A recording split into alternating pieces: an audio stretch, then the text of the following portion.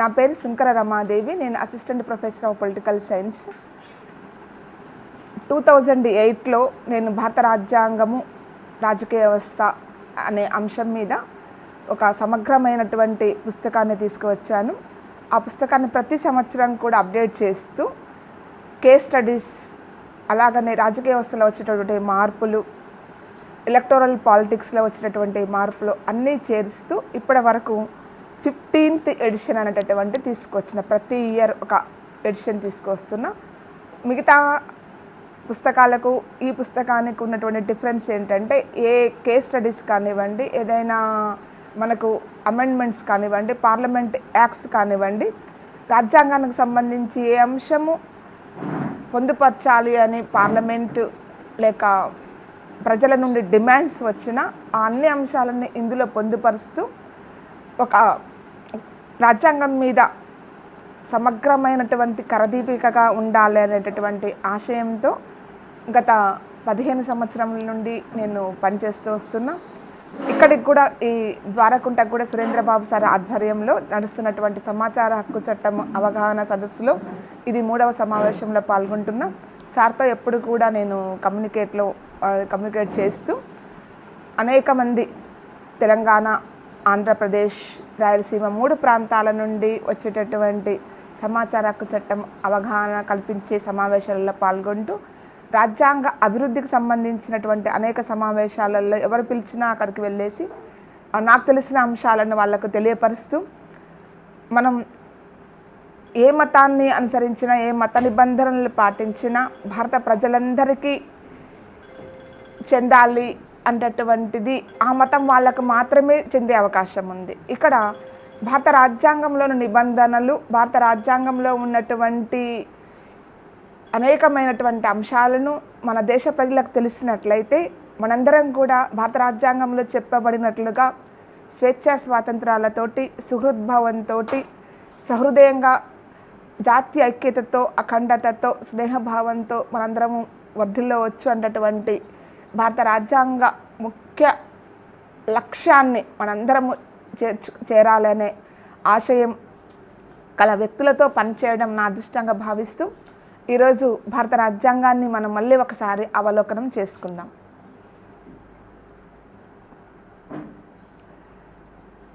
November 26, 1949 భారత రాజ్యాంగం అనేటటువంటిది రాజ్యాంగ పరిషత్ చేత ఆమోదించబడడం అనేది జరిగింది.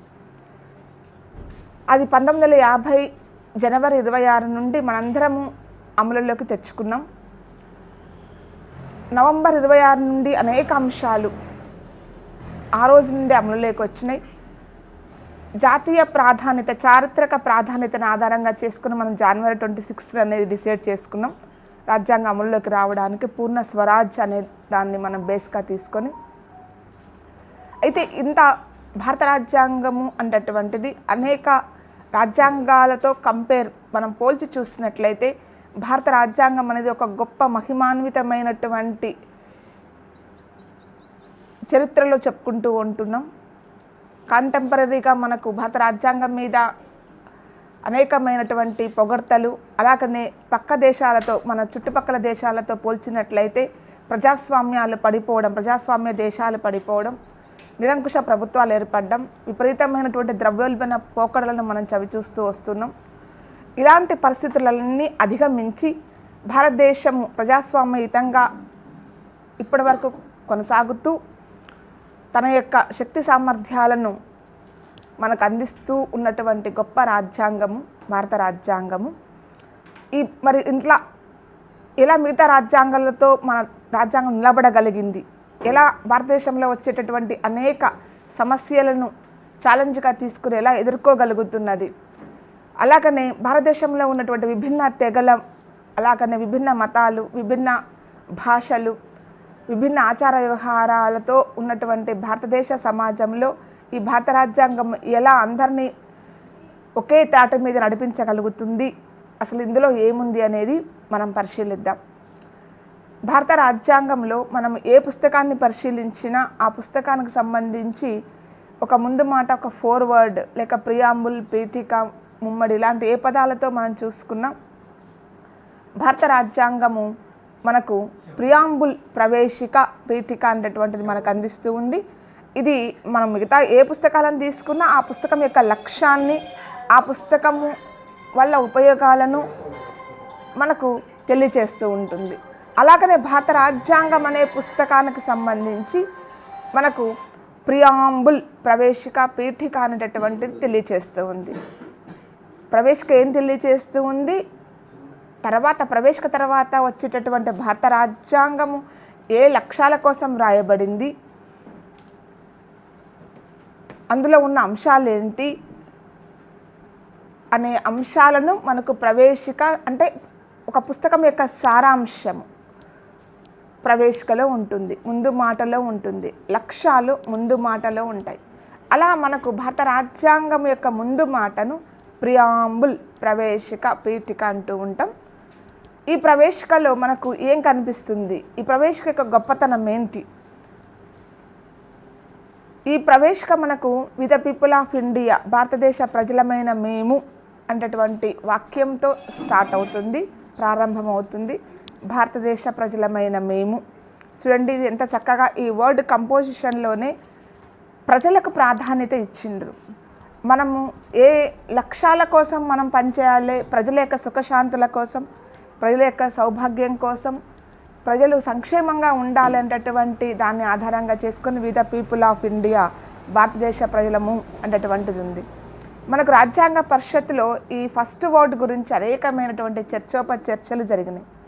అంటే with the people of India అని కాకుండా మనకు with the people of God అని, లేకపోతే మహాత్మా గాంధీ అని అనేక మతాలు ఉండడం వల్ల సాంస్కృతిక ఆధిపత్యము భారతదేశంలో ఉంటే అలాంటి కొన్ని వర్డ్స్ని పెట్టాలనేటటువంటిది రాజ్యాంగ పరిషత్తులో పండిట్ ఠాకూర్ దాస్ భార్గవ లాంటి వాళ్ళు అనేక మంది చాలా అక్కడ చర్చలు జరిగితే డాక్టర్ బిఆర్ అంబేద్కర్ గారు కానివ్వండి, నెహ్రూ కానివ్వండి, కొంచెం సామ్యవాద దృక్పథాలు కల వ్యక్తులు కూడా మనకు రాజ్యాంగ పరిషత్తులో ఉండడం అనేది జరిగింది.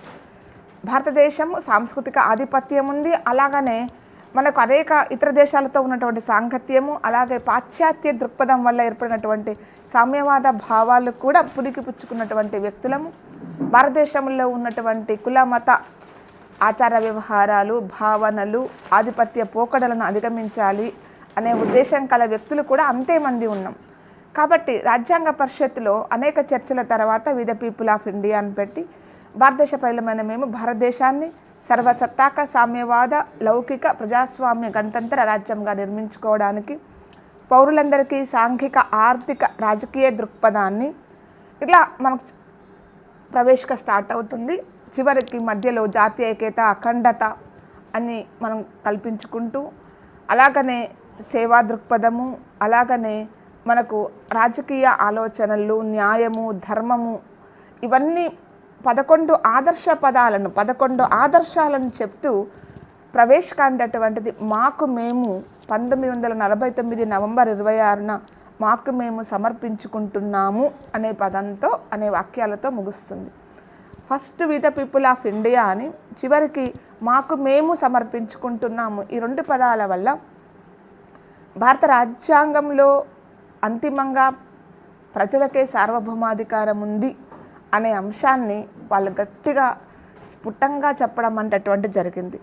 అంటే ఒక ప్రభుత్వాన్ని మనము ఏర్పాటు చేయడం కానీ, వాటిని దించడం కానీ, లేక ప్రభుత్వాలను ప్రశ్నించడం కానీ అనేది ప్రజల చేతుల్లో ఉంది. సార్వభౌమాధికారం, సావరినిటీ, మనకు ప్రభుత్వాన్ని ఎన్నుకునేటటువంటి అధికారము ప్రజలకే ఉంది, ప్రజలే అంతిమ హక్కుదారులు అని భారత రాజ్యాంగం అనేది చాలా స్పష్టంగా చెప్తూ ఉంది. అంటే ఈ భారత ప్రవేశిక ద్వారా భారత రాజ్యాంగం మొత్తం 395 ఆర్టికల్స్లలో ఏముంది అనే అంశాన్ని ఈ ప్రవేశిక జానడంత లేని ప్రవేశికలో వాళ్ళు చాలా మంచిగా కూర్చడం, కంపోజ్ చేయడం అనేటటువంటి జరిగింది. ఈ అంశాన్ని లక్ష్యాలు ఆశయాల తీర్మానం అని రాజ్యాంగ పరిషత్తులో నెహ్రూ గారు అసలు మనం ఏ లక్ష్య సాధన కోసం రాజకీయ సార్వభౌమాధికారాన్ని స్వాతంత్ర పోరాటం ద్వారా పొందినము, భారతదేశము ఏ దృక్పథంతో పనిచేయాలి, ప్రభుత్వ యంత్రాంగము, ప్రభుత్వ స్వరూపము ఎలా ఉండాలి అనేటటువంటి అంశం గురించి చక్కగా లక్ష్యాల ఆశయాల తీర్మానంలో ప్రవేశపెడితే ఆ లక్ష్యాల ఆశయాల తీర్మానాన్ని ప్రవేశికగా మౌల్డ్ చేసి మనకు 49 అక్టోబర్న స్వీకరించడం, ప్రవేశికగా స్వీకరించడం అనేటటువంటి జరిగింది. అదొక గొప్ప విషయం. అంటే మనం ఏ లక్ష్య సాధన కోసం ప్రభుత్వాలు నడుపుతున్నాం, ఏ లక్ష్య సాధన కోసం స్వాతంత్రం తీసుకున్నాం, ఏ లక్ష్యాన్ని మనం సాధించాలి. ఏ పని చేసినా మనకు ఒక లక్ష్యం అనేది ఉంటుంది. లక్ష్యం లేకుండా ఏ పని చేసినా అది వృధా అవుతుంది. కాబట్టి మనం ఎన్నో సంవత్సరాల తర్వాత మన స్వాతంత్రాన్ని పొంది మనం చేయవలసినటువంటి పని ఏంటి, ఎలాంటి స్వరూపం కలిగి ఉండాలనేది చాలా స్పష్టంగా చెప్పడం అనేటటువంటి జరిగింది.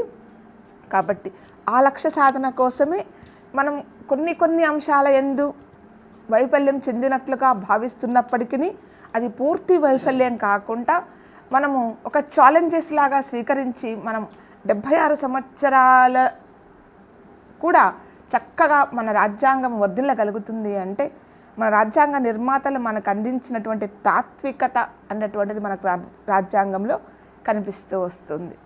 ఇది ప్రవేశిక అండి. ఈ ప్రవేశికను దాటి ఇప్పుడు మనం ఎవరమైనా ఏ గృహంలోకి వెళ్ళినా మన గడప లాంటిది ఒకటి ఉంటుంది కదా, మనకు అది దాటి మనము వెళితే ఆర్టికల్ 1 అనేటటువంటిది కనిపిస్తూ ఉంది. ఆర్టికల్ 1 నుండి 395 మనం ఏది చెప్పినా 395 వరకు ఏది చెప్పినా అందులో ప్రవేశికలో ఉండే అంశాలు మనకు కనిపిస్తూ ఉంటాయి. ప్రవేశికలో ఉండేటటువంటి ఒక్కొక్క పదము గురించి వాళ్ళు వివరిస్తూ ఆ పదం ఎలా, ఆ కాన్సెప్ట్ అనేటటువంటిది ఎలా సాధించాలి, దానికి ఏం చేయాలి, దానికి వ్యవస్థలో ఏర్పాటు చేయవలసినటువంటి స్వరూపము, ప్రభుత్వ స్వరూపం ఏంటి, ఎస్టాబ్లిష్మెంట్స్ ఆఫ్ ఇన్స్టిట్యూషన్స్, సంస్థల ఏర్పాటు ఏంటి అనేటటువంటిది భారత రాజ్యాంగం అంతా కనిపిస్తూ ఉంది. రైట్. భారత రాజ్యాంగంలో ఏది కనిపించినా అది రాజ్యాంగబద్ధ సంస్థలుగా మనం భావించాలి. రాజ్యాంగంలో ఏ ఆర్టికల్లో, ఏ నిబంధనలో, ఏ ప్రొవిజన్లో చెప్పినప్పటికీ అది రాజ్యాంగ సంస్థలుగా మనం భావించాలి. ఇప్పుడు ప్రవేశిక అయిపోయిన తర్వాత మనకు నెక్స్ట్ ఆర్టికల్ 1 అనేది కనిపిస్తూ ఉంది. మనందరికీ తెలుసు కదా, భారత రాజ్యాంగం అనేది ఇప్పుడు 25 భాగాలు ఉన్నాయండి. 25 భాగాలు ఉన్నాయి. ఇప్పుడు స్టార్టింగ్లో మనకు 22 భాగాలు ఉండేవి. ఇప్పుడు 3 భాగాలను మనం చేర్చుకున్నాం, 25 భాగాలు. అలాగనే మనకు 8 షెడ్యూల్స్ నుంచి 12 షెడ్యూల్స్ వరకు వచ్చినాం. 395 ఆర్టికల్స్ నుంచి దాదాపు 465 ఆర్టికల్స్ వరకు వచ్చినాం. అలాగనే 106 రాజ్యాంగ సవరణలు జరిగినాయి. ఇప్పటి వరకు 106 రాజ్యాంగ సవరణలు జరిగినాయి. అంటే రాజ్యాంగ అభివృద్ధి జరుగుతుంది అని అర్థం అన్నట్టు. కాలమాన పరిస్థితులను తట్టుకునే విధంగా, వచ్చే సమస్యలను పరిష్కరించే విధంగా ఫ్లెక్సిబిలిటీ ఎప్పటికప్పుడు మనం మార్చుకుంటాం. మనం కూడా అంతేగా, చిన్నప్పుడు ఉన్న డ్రెస్ ఇప్పుడు మనకు సరిపోదు. చిన్నప్పుడు ఉన్నటువంటి భావాలు మధ్య అడాల్సెన్స్ వచ్చే వరకు, ఏజ్ పెరుగుతూ ఉన్నాం కొద్ది అనేకమైనటువంటి మార్పులు చేర్పులు సంభవిస్తూ ఉంటాయి. మన యాటిట్యూడ్స్ కూడా మారుతూ ఉంటాయి. ఇవన్నీ మన ఒక జీవికి ఎలా అవసరమో అలాగనే భారత రాజ్యాంగం కూడా ఒక జీవి, ఒక ప్రాణి, ఒక క్రీచర్ వంటిది, ప్రాణి వంటిది. అది కూడా తనను తాను సర్దుబాటు చేసుకుంటూ, మౌల్డ్ చేసుకుంటూ దేశాన్ని సుభిక్షంగా, సంక్షేమయుతంగా ఉంచడానికి ప్రయత్నం చేస్తూ ఉంటుంది. డిమాండ్స్ వస్తూ ఉంటే అది కూడా మార్చుకోగలుగుతుంది. ఎప్పుడు కూడా రిజిడ్గా నేను కథలను మెదలను నేను ఇట్లానే ఉంటే అది ఒక జడ పదార్థము, ఒక రాయిలాగా, ఒక రప్పలాగా అయిపోతుంటుంది. అలా కాకుండా ఒక జీవిలాగా, అంటే మనం ఎప్పుడు కూడా సృజనాత్మకంగా మనకు అవసరమయ్యే విధంగా మనం మౌల్డ్ చేసుకుంటూ ఉండాలి. అలాగనే అందుకే భారత రాజ్యాంగం అనేది ఒక లివింగ్ డాక్యుమెంటరీ. ఏ రాజ్యాంగమైనా, కొన్ని రాజ్యాంగాలు 6-7 సంవత్సరాలు, 15 సంవత్సరాలే పీరియడ్, దాని పీరియడ్ మామూలుగా ప్రపంచంలోని రాజ్యాంగాలను పరిశీలిస్తే. కొన్ని రాజ్యాంగాలు మాత్రమే 35 ఇంకా కొన్ని సంవత్సరాల తర్వాత ఉండగలుగుతున్నాయి. అలాంటి రాజ్యాంగాలలో మన రాజ్యాంగం అనేది చేరిపోయింది. కాబట్టి అది మన రాజ్యాంగ నిర్మాతల యొక్క గొప్పతనం, మన గొప్పతనం కూడా. అంటే మనం దాన్ని గౌరవిస్తున్నాం, మన రాజ్యాంగ నిర్మాతల ఆలోచనలను మనం పాటుపడుతున్నాం. ఎన్ని విభిన్నతలు ఉన్నప్పటికీ, మనం ఎవరమైనప్పటికీ దాన్ని కాపాడుకుంటూ వస్తున్నాం. అది కాపాడుకోవడం వల్ల మనని మనం కాపాడుకున్నట్లు అవుతూ ఉంటాం అన్నట్టు. అంటే మన హక్కులు, మన విధులు అందులో ఉంటాయి. కాబట్టి మనకి ఇంకా ఏమైనా డిమాండ్స్ ఉంటే మనం పార్లమెంటు ద్వారా పెట్టుకోవచ్చు. ప్రజలము మనం ఒక గవర్నమెంట్కి నివేదించడానికి ప్రభావ వర్గాలుగా మారి, ప్రభావ వర్గంగా మనము పార్లమెంట్లో అసెంబ్లీలో డిమాండ్ చేయవచ్చు. అది కొన్ని రోజులకు నిర్ణయం డిసిషన్ మేకింగ్ అంటటువంటిది నెక్స్ట్ తర్వాత చట్టాలు రూపకల్పన చేయడానికి ఏర్పాటు జరిగే అవకాశం ఉంది. ఇప్పుడు వచ్చినటువంటి అన్నీ కూడా అంతే. 106 రాజ్యాంగ సవరణ, మహిళల రిజర్వేషన్ కానివ్వండి, ఇలాగా మనకు GST కానివ్వండి, ఇలాంటివన్నీ కూడా అలాగా వచ్చినటువంటివి. ఇప్పుడు చూద్దాం 1వ ఆర్టికల్ కానుండి చూద్దాం. ఈరోజు వరకు ఎంతవరకు అవుతా అంతవరకు చూద్దాము. సార్ ఎక్కువగా ప్రాథమిక హక్కులు, ఆదేశిక సూత్రాలు, ప్రాథమిక విధులు గురించి ప్రతి ఒక్క సిటిజన్కి తెలియాలనేది సార్ ఆశయము. నాకు కూడా అదే నచ్చుతుంది అన్నట్టు.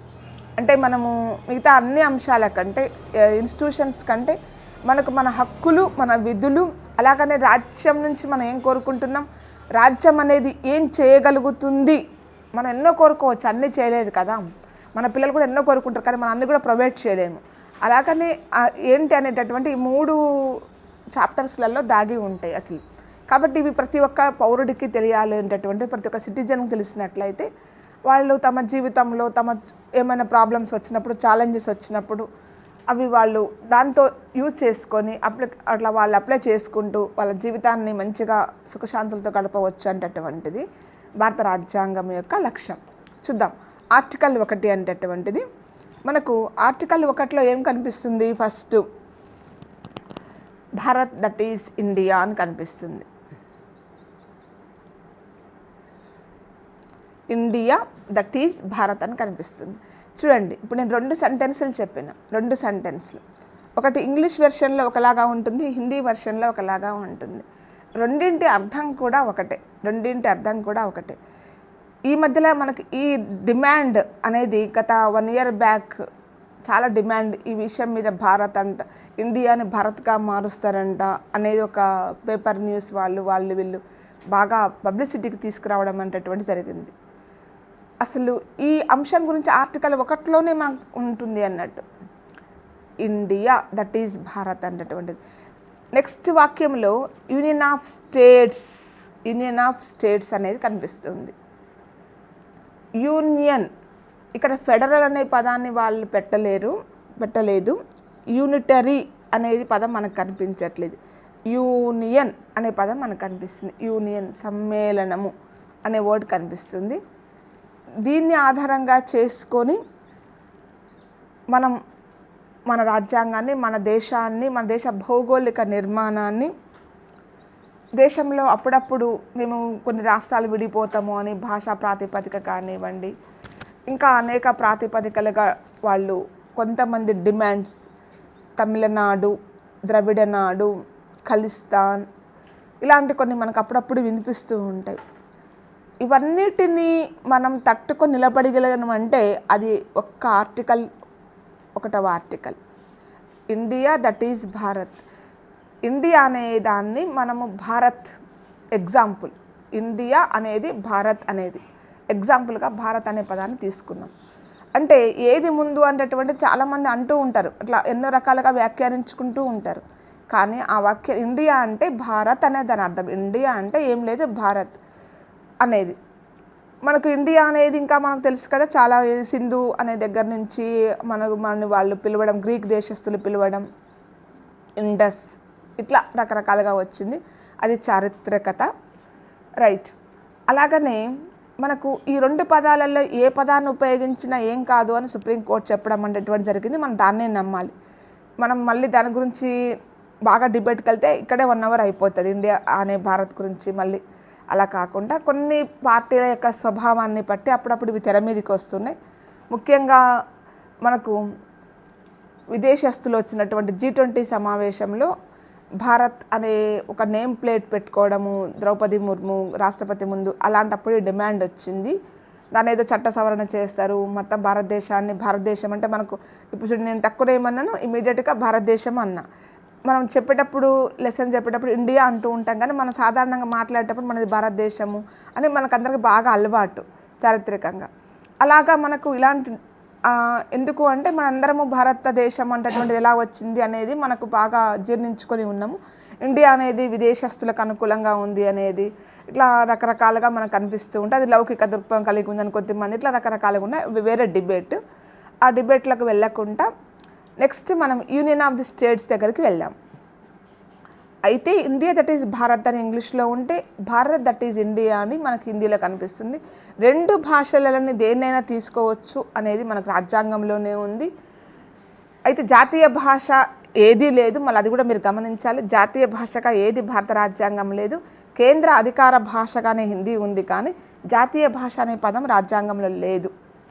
అనేక భారతదేశ పరిస్థితులలో ఉన్న పరిస్థితులను బేస్ చేసుకొని ఉద్దేశపూర్వకంగానే అలాంటివి కొంచెం కన్ఫ్లిక్ట్స్ వచ్చేటటువంటి జోలికి మన రాజ్యాంగ నిర్మాతలు వెళ్ళలేదు. అలాగ తటస్థంగా ఉంచిరు వాటిని మనం కూడా అర్థం చేసుకుని అట్లా విడిచిపెట్టి మనం జీవిస్తూ ఉండాలి. ఎందుకంటే భారతదేశం అనేటటువంటిది ఈ భౌగోళిక పరిధిలో అనేక మంది జీవజాతులు వచ్చినాయి. మధ్య ఆసియా ఎప్పుడు మధ్యయుగం కంటే ముందు అనేక సంస్కృతులు ఉన్నాయి. కాబట్టి ఇప్పుడు ఈ అన్ని సంస్కృతులకు అనుకూలంగా మనం అందరం కలిసి అనేక జాతులం కలిసి నివసించవలసినటువంటి అవసరం ఉంది, పరిస్థితులు ఉన్నాయి. ఇప్పుడు మనందరం విడిపోలేం కదా, అందరం కలిసి ఉన్నాము. కాబట్టి అట్లా మనం అందుకోసం అందరికి అనుకూలంగా ఒక రాజ్యాంగాన్ని, ఒక చట్టాన్ని రాసుకున్నాం. దానికి అనుకూలంగా మనం జీవించాలి. అప్పుడు మాత్రమే ఒక పూల ఏమంటారు మనకు పూలమాలలాగా, ఒక దండలాగా అన్నీ మంచిగా శోభాయమానంగా అందరం కలిసిమెలిసి ఉన్నట్లుగా కనిపిస్తూ ఉంటుంది. రైట్. అలాగా యూనియన్ అనే పదము ఉండడం వల్ల అంటే మనది ఏకకేంద్ర ప్రభుత్వం అని కానివ్వండి, లేకపోతే సమాఖ్య ప్రభుత్వం కానీ చెప్పబడలేదు. యూనిటరీ అనలేదు, వాళ్ళు ఫెడరల్ అనలేదు, ఈ 2 అనలేదు. మనం బాగా నమ్మాలి. యూనియన్ అన్నారు. సమ్మేళనం అంటే మన భారత రాష్ట్రాలు, మన భారతదేశంలో ఉన్నటువంటి రాష్ట్రాలకు విడిపోయే అవకాశం లేదు. కెనడా లాగా, అమెరికా లాగా, రష్యా విడిపోయింది ఆల్రెడీ. యూనియన్ వాళ్ళది సోవియట్ యూనియన్ రిపబ్లిక్, వాళ్ళది విడిపోయింది. మనది యాక్చువల్గా అమెరికాతోటి కెనడాతో మనం పోల్చుకుంటే కెనడా అనే దాని నుంచి మనం స్ఫూర్తి పొందినాం. కెనడా నుంచి స్ఫూర్తి పొంది మనం దీన్ని పెట్టుకున్నాం. అయితే అమెరికా వాళ్ళకు మాత్రం ఆ హక్కు ఉంది. వాళ్ళ మొత్తం ఫెడరల్ లక్షణాలే ఉంటాయి. 100 to 100% ఎగ్జాంపుల్ ఉన్నటువంటి ఏకైక దేశం అమెరికా. వాళ్ళు ఏది చెప్పబడతారో, ఏది మాట్లాడతారో, ఏది రాస్తారో వాళ్ళు తుచి తప్పకుండా పాటిస్తారు. వాళ్ళది ఫెడరల్ కంట్రీ. అన్ని ఏ ఎగ్జాంపుల్ తీసుకున్నా వాళ్ళంతా ఫెడరల్ కంట్రీ ఉంటుంది. మన సందర్భోచితంగా అప్పుడప్పుడు అవసరమైనప్పుడు అమెరికా గురించి కూడా కంపేర్ చేసుకోవచ్చు ఏదైనా అవసరం ఉన్నప్పుడు. కాబట్టి మన రాష్ట్రాల డిమాండ్స్ అప్పుడప్పుడు ఏమొచ్చినప్పటికీ, మాది పెద్ద దేశము, జనాభా ఎక్కువ ఉందని, లేకపోతే మా కల్చర్ వేరుందని, ఇట్లా ఏ డిమాండ్స్ వచ్చినా కానీ ఇప్పుడు అలాంటి అవకాశం లేదు, ఎప్పుడూ లేదు. మనకు అలాంటి ఒక చట్టం చేసిండ్రు కూడా. కాబట్టి విడిపోయే అవకాశం మన భారత రాజ్యాంగం ఇవ్వలేదు, రాష్ట్రాలకు ఇవ్వలేదు. కాబట్టి విడిపోవు. ఒకవేళ అలాంటి ఏమైనా చేస్తే కేంద్ర ప్రభుత్వము తన అధికార యంత్రాంగంతో, తనకు ఉన్న సైనిక బలంతో అణచివేస్తుంది. అది 100 to 100%. మనం గతంలో కూడా చూసినాం. అలాంటివి ఏవి కూడా దాన్ని మనకు మన భారతదేశము, మన భారత రాజ్యాంగము రిసీవ్ చేసుకోదు. దాన్ని అణచివేయడానికే ప్రయత్నం చేస్తుంది. కాబట్టి ఆ ఒక్క ఆర్టికల్లో అంత అర్థం ఉంది. యూనియన్ అనేటటువంటిది సమ్మేళనంగానే ఉండాలి. కానీ మన బాడీ అంతా మన సమ్మేళనం. మన బాడీ నుంచి బ్లడ్ తీసేస్తే మనం బతకలేము, హార్ట్ తీసేస్తే బతకలేము. అంతా కలిస్తేనే మనం ఎట్లా బాడీను, మన శరీరము, అట్లాగే భారతదేశం కూడా అంతే. భారతదేశం నుండి ఏ ప్రాంతము కూడా విడిపోవడానికి అవకాశం లేదు. అలా అని చెప్పేసి ఏమైనా కొన్ని దీవులు మ్యూచువల్గా ఇచ్చుకునేటటువంటివి వేరే దేశాలకు అనేటటువంటిది అది మళ్ళీ వేరే దృక్పథము. కొన్ని చిన్న దీవులు బంగ్లాదేశ్కి ఇవ్వడం కానివ్వండి, శ్రీలంకకి ఇవ్వడం కానీ ఈ యూనియన్ అనే పదం కిందికి రావు. అది మనం సపరేట్గా మాట్లాడుకోవచ్చు. అప్పుడప్పుడు కొన్ని కచ్చా దీవులు అలాంటి కొన్ని ఇస్తూ ఉంటుంది. ఎందుకంటే అది వాళ్ళకి దగ్గరగా ఉండే ప్రాంతాలు అని చెప్పి ఫెసిలిటీ, వాళ్ళు పరిపాలన చేయడానికి ఫెసిలిటీ అనేటటువంటిది. అంతేకాని రాష్ట్రాలకు మాత్రం ఇక్కడ విడిపోయే అవకాశం అసలు లేదు మన భారత రాజ్యాంగంలో. అది 1వ ఆర్టికల్ తెలియజేస్తుంది. రైట్. ఆ తర్వాత 2, 3, 4 ఉన్నాయండి. 2, 3, 4 ఈ ఆర్టికల్స్, ఈ 3 కూడా రాష్ట్రాల ఏర్పాటు గురించి తెలియజేస్తుంది. రాష్ట్రాల ఏర్పాటు, రాష్ట్రాల పునర్వ్యవస్థీకరణ, రాష్ట్రాలను ఎలా మనం పునర్వ్యవస్థీకరిస్తామనేటటువంటిది. ఈ రాష్ట్రాల పునర్వ్యవస్థీకరణ ఈ 2, 3, 4 ఆర్టికల్స్ ఏర్పాటు చేసినప్పుడు వాళ్ళకు సభ్యుల సంఖ్య ఎట్లా మార్చాలి, రాజ్యసభ సభ్యుల సంఖ్య ఎట్లా మార్చాలి, ఎలా అనేటటువంటి చట్టాలు చేస్తూ ఉంది. బెస్ట్ ఎగ్జాంపుల్ మనకు ఇప్పుడు ఆంధ్రప్రదేశ్ పునర్వ్యవస్థీకరణ చట్టం ద్వారా మనం తెలంగాణ రాష్ట్రాన్ని ఏర్పాటు చేసుకోవడం మన కళ్ళ ముందర జరిగినటువంటి బెస్ట్ ఎగ్జాంపుల్. ఈ 2, 3, 4ల ప్రకారం మనకు రాష్ట్రాల ఏర్పాటు, రాష్ట్రాల పునర్వ్యవస్థీకరణ, పేర్లు మార్చుకోవడము, భౌగోళిక పరిధులను చేయడం, ఇదంతా కేంద్ర ప్రభుత్వం చేతిలోనే ఉంటుంది. రాష్ట్ర ప్రభుత్వాలకు ఇందులో మాత్రం ప్రమేయం లేదు. జస్ట్ వాళ్ళకు తెలియపరుస్తారు అంతే. ఆర్టికల్ 3 ప్రకారం తెలియపరుస్తారు. తెలియపరిచినప్పుడు అది ఆమోదించాలని కానీ ఆమోదించకున్నా కానీ ఏం కాదు, జస్ట్ ఊకే మీకు చెప్తున్నాం అంతే. అట్లా ఇన్ఫర్మేషన్ ఇవ్వడం లాగానే. ఇక్కడ రాష్ట్రాలకు ఎలాంటి బాధ్యతను ఇవ్వలేదు. అందుకే మనం రాష్ట్రాలను కూడా మీరు ఈ రాష్ట్రాలతో చేయడం వల్ల ఇలా జరిగింది అని అనుకోవడానికి అవకాశమే లేదు. ఈ విషయాన్ని గురించి మొదలియార్ అనేటటువంటి కేసు లోపల సుప్రీంకోర్టు చాలా స్పష్టంగా చెప్పింది. అంటే మనం అప్పుడప్పుడు కేసెస్ని ఎందుకు చెప్తున్నాము అంటే, ఈ కాన్స్టిట్యూషన్ అనేటటువంటిది మనందరము వ్యాఖ్యానించుకొని అర్థం చేసుకున్నంత ఈజీగా లేదు. సామాన్యమైనటువంటి వాళ్ళము, బాగా లా చదువుకున్నటువంటి వాళ్ళు, బాగా నిష్ణాతులు దీన్ని వ్యాఖ్యానించవలసినటువంటిది. అందుకే దీన్ని న్యాయవాదుల స్వర్గము అంటారు. భారత రాజ్యాంగాన్ని న్యాయవాదుల స్వర్గము ఉంటారు. ఎందుకు అంటే మనలాంటి సామాన్యమైన వ్యక్తులు కాకుండా దీని మీద వ్యాఖ్యానించే అధికారాన్ని, ఇంటర్ప్రిట్ చేసే అధికారాన్ని సుప్రీంకోర్టుకి ఇవ్వడం అనేటటువంటి జరిగింది. అందులో ఎక్కువ మంది లాయర్స్ రాజ్యాంగ పరిస్థితిలో ఉండి, అంటే భారతదేశ పరిస్థితులకు అనుకూలంగా బాగా వివరణలు ఇస్తూ, బాగా ఎగ్జాంపుల్స్ చెప్తూ ఇవ్వాల్సి వచ్చింది. భారతదేశం ఇంత క్లిష్టతరంగా ఉంది అన్నట్టు. అనేక సమాజాలు, అనేక భాషలు, అనేక కల్చర్స్, మతాలు ఇవన్నీ ఉండడం ద్వారా ఎనాలిసిస్ చేసి, అంటే ముందు తరాల వాళ్ళు ఎలా ఉపయోగించుకుంటారో, సరిగ్గా మా లక్ష్యం వాళ్ళు నెరవేరుస్తారో లేరో, వాళ్ళు ఏమన్నా దీన్ని మిస్యూజ్ చేస్తారేమో అని పాపం వాళ్ళు మనకంటే చాలా బాధపడ్డారు, చాలా కష్టపడ్డారు భారతదేశాన్ని ఐక్యంగా ఉంచడానికి అనేది మనకు అందులో కనిపిస్తూ ఉంటుంది అన్నట్టు భారత రాజ్యాంగంలో. కాబట్టి ఈ 2, 3, 4 ఆర్టికల్స్ రాష్ట్రాల ఏర్పాటు గురించి రాజ్యాంగం తెలియజేస్తూ ఉంది. ఇది మనం వదిలేద్దాం. ఇది మన రీసెంట్గా మనకు తెలంగాణనే ఏర్పాటు జరిగింది. 3 ఆర్టికల్, 4th ఆర్టికల్ ఏమో రాజ్యసభలో వచ్చే మార్పులు, సభ్యులు ఎంతమంది ఉండాలి అలాంటి విషయాల గురించి చెప్తుంది. దీంట్లో పేరు మార్చుకోవచ్చు, కొన్ని ప్రాంతాలను ఒక రాష్ట్రానికి ఇచ్చుకోవచ్చు, కొన్ని ప్రాంతాలను కలుపుకోవచ్చు, 2, 3 రాష్ట్రాలను కలిపి ఒక రాష్ట్రంగా కానీ, లేకపోతే ఆ 3 రాష్ట్రాల నుంచి కొంచెం భాగం తీసుకొని ఒక రాష్ట్రంగా ఏర్పాటు చేయడం కానీ, ఇవంతా మనకు ఈ 2, 3, 4 ఆర్టికల్స్కి అధికారం ఉంది. కేంద్ర ప్రభుత్వానికి అంటే పార్లమెంటుకి అధికారం ఉంది. ఇందులో అసెంబ్లీలు నిమిత్త మాత్రం పాసివ్ యాక్ట్ అట్లా పోషిస్తూ ఉంటాయి. కాబట్టి మనం అసెంబ్లీస్ని అనడానికి ఏం లేదు. ఎక్కువగా ఇనిషియేటివ్నెస్ అంతా పార్లమెంట్ చేతిలో ఉంటుంది. రైట్. ఆ తర్వాత 5 నుంచి 11 అనేటటువంటిది. 5 నుంచి 11 సిటిజన్షిప్, రాజకీయ, మనము అందరం కూడా ఏం మాట్లాడుకుంటూ ఉంటామంటే, ఎక్కడికైనా వెళ్ళినప్పుడు, ఇప్పుడు అమెరికా లాంటి దేశంకి వెళ్ళినప్పుడు మీరు ఏ సిటిజన్స్ ఎవరు అంటూ ఉంటాం. మన దేశానికి వేరే వాళ్ళు ఎవరైనా వచ్చినప్పుడు మీరు ఏ సిటిజన్స్ అంటూ ఉంటాం. వాళ్ళ భాష, రంగు, ఇవన్నీ మనం చూసినప్పుడు ఈ సిటిజన్షిప్ గురించి, పౌరసత్వము అనే దాని గురించి 5 నుంచి 11 ఆర్టికల్స్ అనేవి తెలియజేస్తూ ఉంటాయి. 5 నుంచి 11 ఆర్టికల్స్ అనేటటువంటి ఇందులో మనకి ఏం కనిపిస్తూ ఉంది అంటే, భారతదేశము స్వాతంత్రం వచ్చిన తర్వాత ఉన్న ప్రజలకు రాజకీయ పౌరసత్వము మనకిచ్చిండ్రు, అందరికీ ఇచ్చారు పౌరసత్వం అనేటటువంటిది. ఆ తర్వాత మన దేశంలో నుండి అప్పుడు పుట్టినటువంటి వాళ్ళు, విదేశాలలో పుట్టినటువంటి వాళ్ళకు కూడా ఇచ్చిండ్రు.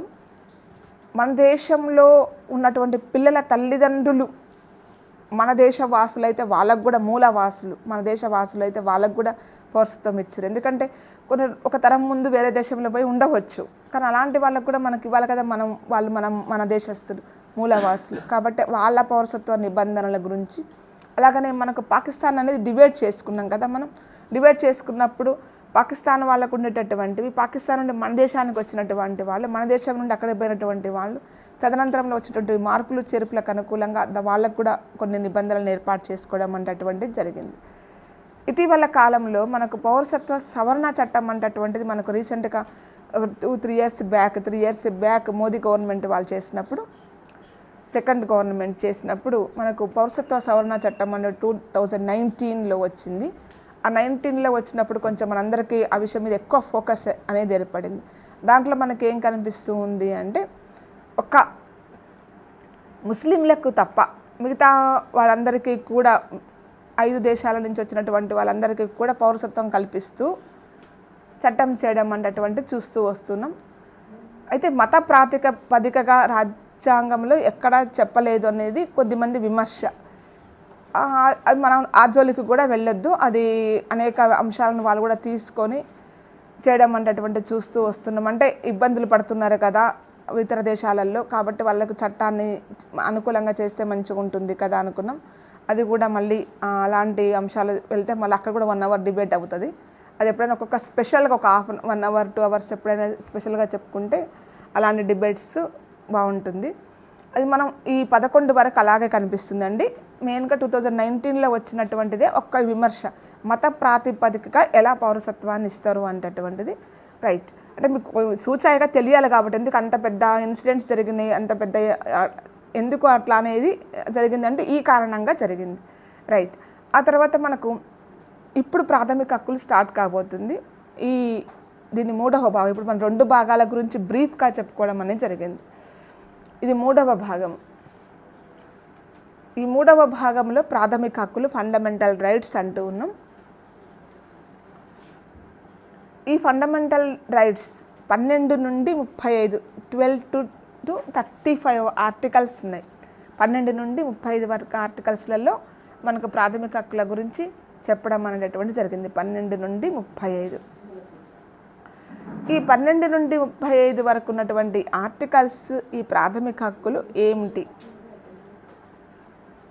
ఫండమెంటల్, ప్రాథమిక అనే పదాన్ని చూస్తేనే మనకు ఖచ్చితంగా మనం మొదటగా ప్రథమంగా నేర్చుకోవాల్సినటువంటి అంశాలు ఇందులో ఏమో ఉన్నాయి అనేది అనిపిస్తూ ఉంది. అసలు ఈ ప్రాథమిక హక్కులు ఎందుకు ఏర్పాటు చేయడం జరిగింది అంటే, ఏ ఒక్క మానవుడైనా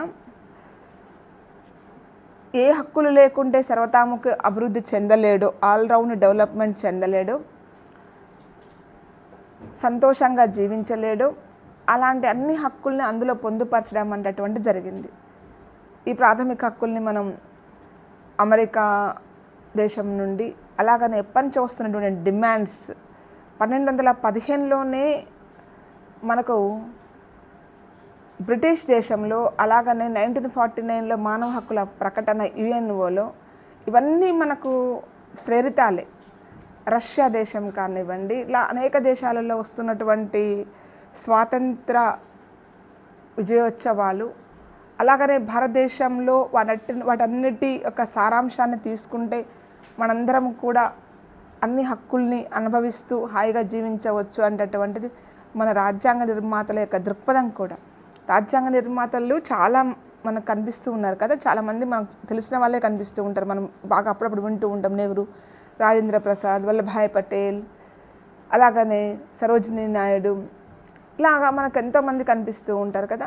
వాళ్ళందరూ ఇతర దేశాల్లో చదువుకున్నటువంటి వాళ్ళు, అనేక తాత్విక అంశాలను చదువుకున్నటువంటి వాళ్ళు, సామ్యవాద దృక్పథం కల వాళ్ళు, అలాగనే మనకు భారతదేశ మూలాలనే కావాలని కోరుకున్నటువంటి పండిట్ ఠాకూర్ దాస్ భార్గవ లాంటి వాళ్ళు అనేక మంది కనిపిస్తూ ఉంటారు. అన్ని చర్చల సారాంశమే మనకు భారత రాజ్యాంగం. ప్రతిదీ కూడా చర్చలు జరిగి అందరూ ఒప్పుకున్నాక, ఓటింగ్ జరిగినాకనే మనము రాజ్యాంగంలో రాసుకున్నాం అన్నట్టు. దాన్ని ఒక సపోర్ట్గా తీసుకున్నాం. ప్రతిదానికి ఓటింగ్ ఉందండి. ఏది చర్చలు లేకుండా ఎవ్వరు దాంట్లో పెట్టలేదు. ఇప్పుడు పార్లమెంట్లో ఎట్లా చర్చలు జరుగుతున్నాయో రాజ్యాంగ పరిషత్తులో కూడా అలాగే చర్చలు జరిగినాయి.